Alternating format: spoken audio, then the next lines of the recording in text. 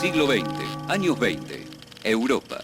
Surge la teoría de la aguja hipodérmica, elaborada a partir de estudios de enfoque conductista, para analizar la influencia de los mecanismos de propaganda en la participación ciudadana durante la Primera Guerra Mundial.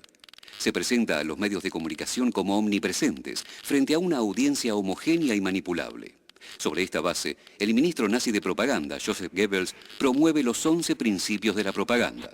El primero, adoptar una única idea, un único símbolo, individualizar al adversario en un único enemigo.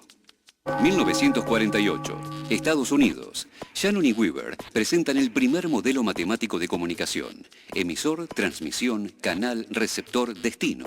Un modelo lineal de aplicación universal que describe la comunicación entre seres humanos, máquinas o sistemas informáticos. Se exponen 3 niveles. El técnico, que refiere a cómo se traslada el mensaje y cuáles son los efectos del ruido. El semántico, vinculado a cómo llega el mensaje a destino. Y el pragmático, donde se analizan los efectos de la comunicación, la influencia y la efectividad del mensaje. 1949. Harold Laswell, continuador de la teoría de la aguja hipodérmica, desarrolla la fórmula conocida como el paradigma Laswell. ¿Quién comunica qué? ¿Por cuál canal? ¿A quién y con qué efecto?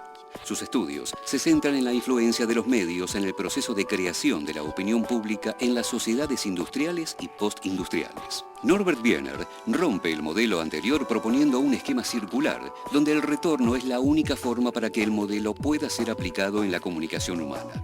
Estas teorías suponen a las personas como elementos activos en el proceso comunicativo. Desde concepciones matemáticas se llega a la idea de retroalimentación o feedback. Década del 50. Cobra auge la teoría crítica de la Escuela de Frankfurt.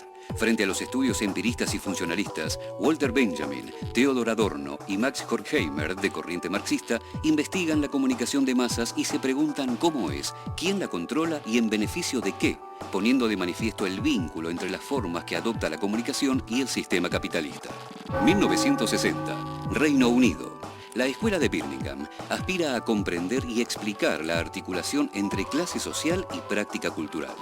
Estudia la manera conflictiva en que los medios intentan reproducir el status quo, así como las manifestaciones culturales son claves para comprender las reacciones de los procesos de comunicación. 1966. El filósofo canadiense Marshall McLuhan introduce el concepto de la aldea global. Desde una visión tecnologicista, describe la interconexión humana a escala global generada por los medios electrónicos de comunicación. Todo medio es una extensión de nuestro cuerpo. Formamos nuestras herramientas y luego éstas nos forman. Su fórmula se consagra en la famosa frase «El medio es el mensaje». Finales de la década del 60. Se inician los estudios de la Escuela Latinoamericana de Comunicación. Con fuertes críticas a las corrientes norteamericanas y acercamientos a la Escuela de Frankfurt y a los estudios culturalistas, se desarrollan los primeros trabajos dedicados a pensar la especificidad comunicacional de nuestros países. Se denuncian las grandes concentraciones mediáticas y el desfasaje entre los modelos tecnológicos importados y las condiciones de recepción local. Década del 70. Se desarrollan los primeros estudios de comunicación alternativa. Al análisis de los intereses del emisor y los dueños de los medios se suman trabajos tendientes a pensar y generar medios contrahegemónicos. El objetivo es disputarle a los medios masivos la construcción social del sentido.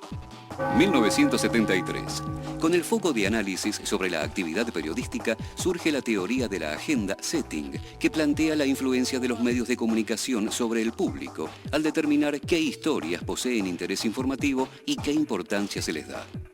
Los medios pueden no acertar al decirnos cómo pensar sobre un determinado tema, pero sí nos dicen sobre qué pensar al excluir determinados temas de la agenda noticiosa. 1990. Alemania. Los estudios de la recepción ejercen una gran influencia en Europa occidental porque centra su estudio en las audiencias. El receptor no es ya un sujeto que responde linealmente al estímulo de los medios, sino que interpreta los significados a partir de un bagaje cultural previo. El objetivo es explicar por qué algunos aceptan ciertas interpretaciones de un texto mientras otros las rechazan. En la actualidad, el amplio poder de decisión que se adjudica al receptor durante la década de los 90 es puesto en discusión. Comienza a criticarse la concepción de que el receptor es un consumidor de información que puede hacer con ella lo que quiere, sin atender a sus propios condicionantes ni a los de los emisores.